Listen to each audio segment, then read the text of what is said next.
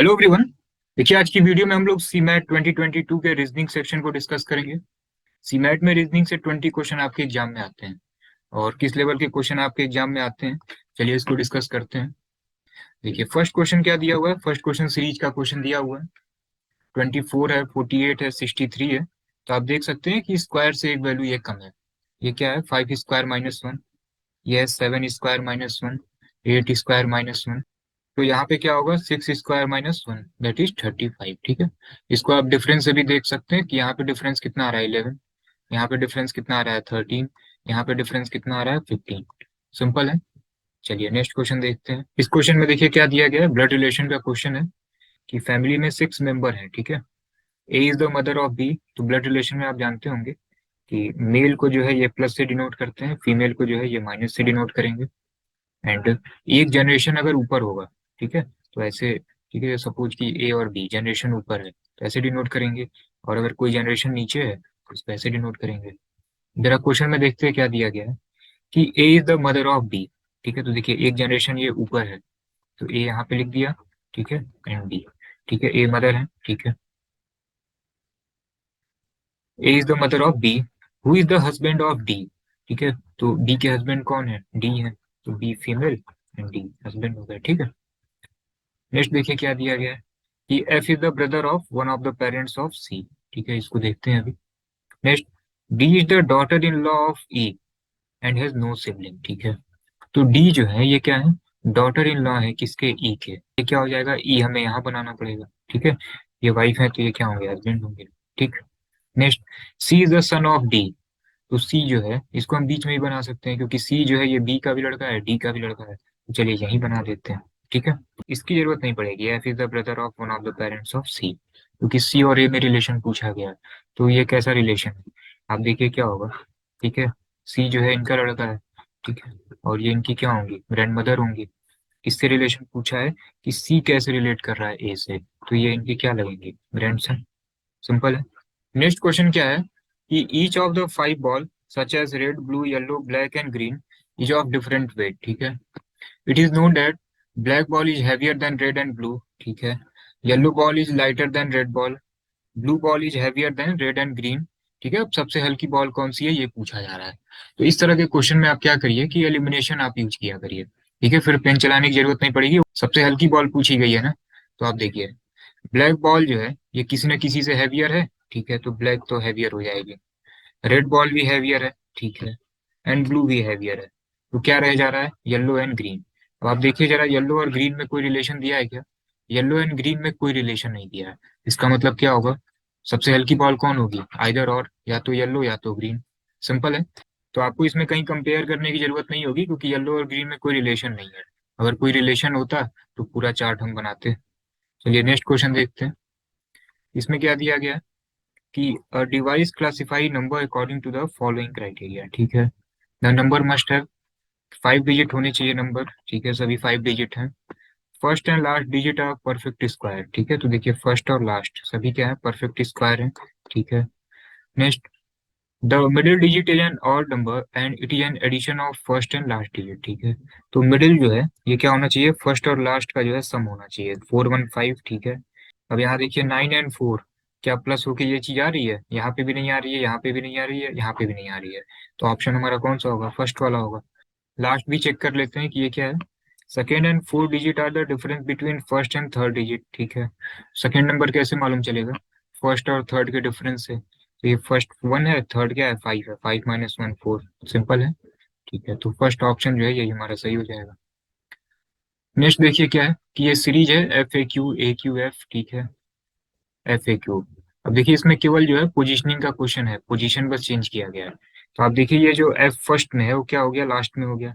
ये F first में है, ये क्या हो गया? लास्ट में हो गया। ठीक है। तो फर्स्ट वाली चीज कहाँ चली जा रही है? लास्ट में चली जा रही है। तो ये A है, ये कहाँ पे चला जाएगा? लास्ट में चला जाएगा। ठीक है। अब ये देखिए ये जो सेकंड नंबर पे है वो फर्स्ट में आ जा रहा है। ठीक है। ये देखिए ये सेकंड पे है तो फर्स्ट में आ जा रहा है। तो यहाँ पे सेकंड क्या है? Q। तो ये क्या होगा? फर्स्ट पे आ जाएगा। जरा ऑप्शन में देखिए स्टार्टिंग Q से होना चाहिए, एंडिंग A से होना चाहिए। तो Q और A, बी ऑप्शन सही हो जाएगा। ठीक है। पूरा सॉल्व करने की जरूरत नहीं है, पूरा भी आप देख सकते हैं कि अब देखिए जो थर्ड है वो कहाँ पे आ जा रहा है? सेकंड पे आ जा रहा है। तो ये थर्ड है, ये कहाँ पे आएगा, सेकंड पे आ जाएगा, तो क्यू एफ हो जाएगा। ठीक है, इसमें क्या दिया गया है, in certain code language dash means is less than, hashtag means greater than, and star means is equal to. ठीक है, और ये चीज दी गई है। तो देखिए ये क्या है, इसका क्या मतलब है, इज लेस देन ना, तो क्या होगा, ठीक है। स्टार का क्या मतलब है, इज इक्वल टू, तो C is equal to D, and hashtag means greater than, तो C is greater than D. ठीक है, तो इसको बनाते हैं, ये क्या होगा, इस तरीके से होगा। ठीक है, और सी और डी इक्वल है, तो सी और डी जो है यहाँ पे इक्वल कर देते हैं। अब देखिए ऑप्शन में क्या सही है, तो इस सिंबल का क्या मतलब है, लेस देन, तो क्या डी जो है ए से छोटा है, देखिए क्या डी ए से छोटा है, बिल्कुल नहीं, तो ये गलत हो जाएगा। नेक्स्ट, ये हैशटैग का क्या मतलब है, ग्रेटर देन ना, तो क्या बी बड़ा है डी से, बिल्कुल नहीं, तो ये भी गलत। ए और सी इक्वल है, नहीं, तो फिर ऑप्शन क्या बचा, डी, टिक कर दीजिए। क्या है ये, देखिए ए इस तरीके से आना चाहिए, सिंपल है। नेक्स्ट क्वेश्चन देखते हैं, ये असर्शन और रीजन का क्वेश्चन है। असर्शन क्या दिया गया है कि money can resolve most of our problem, ठीक है, सही है ये। एंड रीजन क्या दिया गया है कि we are living in a hierarchical society. ठीक है, तो देखिए ये स्टेटमेंट तो क्लियर सही है, लेकिन ये इसका रीजन नहीं है। मनी हमारी प्रॉब्लम सॉल्व करती है, लेकिन इस वजह से नहीं करती कि हम हियररिकल सोसाइटी में रहते हैं। ठीक है, तो दोनों स्टेटमेंट सही है, लेकिन एक दूसरे के एग्जैक्ट एक्सप्लेनेशन नहीं है। तो ऑप्शन क्या हो सकता है कि both A and R correct, but R is not the correct explanation of A. ठीक है, तो ऑप्शन बी जो है ये सही हो जाएगा। इस क्वेश्चन में देखिए क्या करना है, फाइंड ऑड वन आउट करना है आपको। Cabbage, potato, onion and lettuce दिया हुआ है, तो except potato all are leafy vegetable. ठीक है, तो क्या आंसर हो जाएगा, आंसर बी। नेक्स्ट क्वेश्चन क्या है कि in a college 200 student are randomly chosen, 140 like tea and 120 like coffee and 70 like both tea and coffee. How many like neither tea nor coffee? ठीक है, तो देखिए टोटल जो है 200 स्टूडेंट है। ठीक है, अब ये टी हो गया, ये कॉफी हो गया, कॉमन वाले कितने हैं, 70 लाइक बोथ, तो ये 70 हो गया। ठीक है, अब वनली टी वाले कितने होंगे, 70, एंड वनली कॉफी वाले कितने होंगे, 50। ठीक है, तो टोटल जो है 190 स्टूडेंट ऐसे हैं जो या तो कॉफी ले रहे हैं या तो टी ले रहे हैं। ठीक है, टोटल स्टूडेंट कितने हैं, 200, और 190 कुछ ना कुछ ले रहे हैं। इसका मतलब 10 स्टूडेंट ऐसे हैं जो ना ही कॉफी ले रहे हैं ना ही टी ले रहे हैं। सिंपल है। नेक्स्ट क्वेश्चन देखिए कि 6 पर्सन जो है ये रो में बैठे हुए हैं, सेम ऑर्डर में नहीं है ये, and 2 person are sitting between C and G.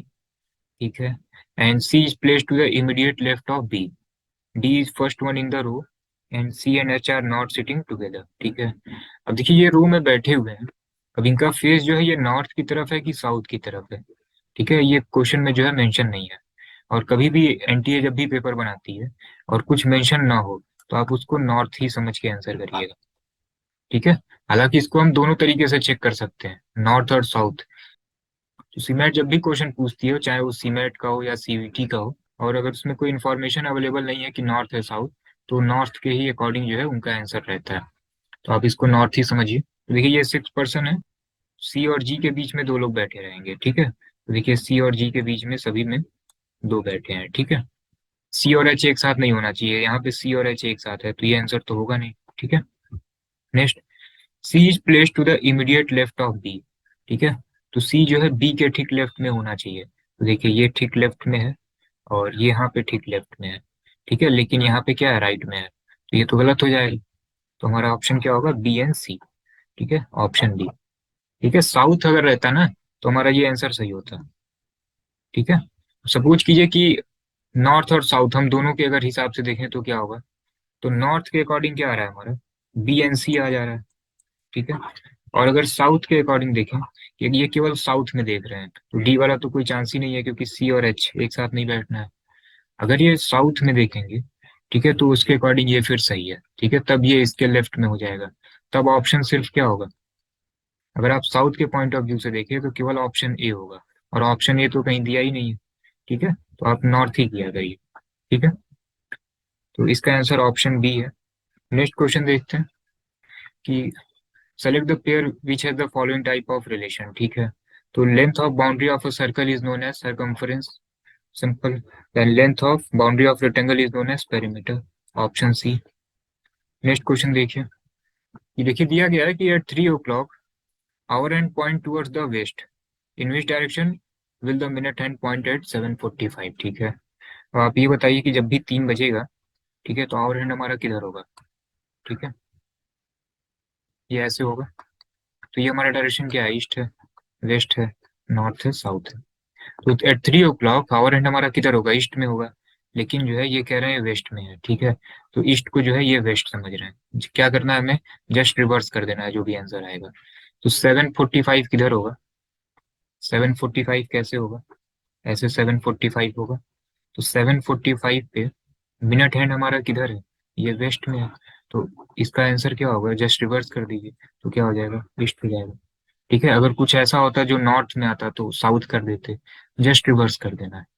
ठीक है, क्योंकि एट 3 o'clock, ठीक है, डायरेक्शन किधर होगा और एंड का, ईस्ट में होगा। लेकिन ये क्या कह रहे हैं, वेस्ट में है। ठीक है, तो जस्ट रिवर्स कर देना आप। मिनट हैंड किधर होगा, वेस्ट में, जस्ट रिवर्स करिए, तो क्या आंसर होगा, ईस्ट हो जाएगा। सिंपल है। नेक्स्ट क्वेश्चन देखिए, ये स्टेटमेंट और एजम्पशन का क्वेश्चन है। क्वेश्चन क्या है कि the government has decided to relocate the brick plane away from the city. ठीक है, ब्रिक प्लेन का क्या मतलब होता है, ईंट भट्टा जहाँ पे ईंट बनती है। ठीक है, अब एजम्पशन क्या दिया है कि pollution in the city is being caused only because of the brick plane in the city. अब देखिए, ये तो स्टेटमेंट में कहीं लिखा नहीं है कि केवल इसी की वजह से क्या हो रहा है, पॉल्यूशन हो रहा है। नेक्स्ट एजम्पशन क्या है कि workers all be able to travel daily to the new site of brick plane. ठीक है, तो ये एजम्पशन सही है क्योंकि वर्कर जो है वहां जा सकते हैं। तभी यही सोच के गवर्नमेंट ने क्या किया होगा, ठीक है, उसको वहां पे ट्रांसफर किया होगा। तो assumption 2 is right but 1 is wrong. ठीक है, तो केवल दूसरा वाला सही है, ऑप्शन बी। ठीक है, नेक्स्ट क्वेश्चन देखते हैं कि 144 is related to 77 in the same way 168 is related to. तो देखिए ये इसका ऑलमोस्ट हाफ लग रहा है। ठीक है, तो इसको जरा चेक करते हैं, इसको 2 से डिवाइड करिए तो ये कितना होगा, 72 आ रहा है। इसका मतलब 5 प्लस हो रहा है तो कितना आ रहा है, 77। नेक्स्ट चेक करते हैं, 168 का हाफ करिए तो ये कितना हो जाएगा, 84। इसमें भी 5 प्लस कर दीजिए तो कितना होगा, 89। ठीक है, तो 89 हो जाएगा। सिंपल है। चलिए नेक्स्ट क्वेश्चन देखते हैं। अब देखिए ये सीरीज है, तो इसकी नंबरिंग लिख लेते हैं। ठीक है, ये क्या हो जाएगा, 4, ये क्या होगा, 7, ये क्या होगा, 11, ये क्या होगा, 16। तो ये देखिए क्या होगा, +3 +4 +5। तो नेक्स्ट क्या होगा, +6। तो ये क्या होगा, 22 पे क्या आएगा, V आएगा। ठीक है, चलिए, तो ये दोनों तो कैंसिल हो गया। नेक्स्ट जरा देखिए क्या होगा, ये 9 होगा, ये 13 होगा, Q17 होगा, U21 होगा। तो ये कितना हो रहा है, +4 हो रहा है। ठीक है, तो ये क्या होगा, +4 दैट इज 25। तो क्या होगा, वाई होगा, VY है। A option is the right one. ठीक है, चलिए नेक्स्ट क्वेश्चन देखते हैं। इसमें क्या दिया गया है कि 6 स्टूडेंट है और सभी जो है हेक्सागोनल टेबल के कॉर्नर पर बैठे हुए हैं एंड फेसिंग का किधर है, सेंटर की तरफ है। ठीक है, तो एक हेक्सागोनल हम बना लेते हैं। ठीक है, चलिए नेक्स्ट क्या दिया है कि P is second to the left of U। ठीक है, Q is neighbour of R and S, T is second to the left of S। ठीक है, तो यहाँ से स्टार्ट करते हैं, Q is neighbour of R and S। तो यहाँ पे हम कहीं Q बना लेते हैं। ठीक है, और यहाँ पे R कर लेते हैं, यहाँ पे S कर लेते हैं। ठीक है, या R यहाँ पे कर सकते हैं, S यहाँ पे कर सकते हैं। अब जरा नेक्स्ट देखिए कि T is second to the left of S। अब आप ये बताइए, ये S है। ठीक है, अब इसके लेफ्ट में सेकंड पोजीशन पे क्या होना चाहिए, टी होना चाहिए। तो फर्स्ट एंड सेकंड, यहाँ पे फिर क्या आएगा, टी आएगा। इसका मतलब ये पोजीशन गलत है। तो फिर क्या होगा, यहाँ पे क्यू होगा। ठीक है, और यहाँ क्या करते हैं, यहाँ एस कर देते हैं, यहाँ पे आर कर देते हैं। ठीक है, अब क्या है कि T second to the left of S, ये एस है। अब सेकेंड पोजीशन पे कौन बैठा है, टी। तो यहाँ पे किसको आप बैठा दीजिए, टी को बैठा दीजिए। ठीक है, नेक्स्ट क्या है कि P second to the left of U।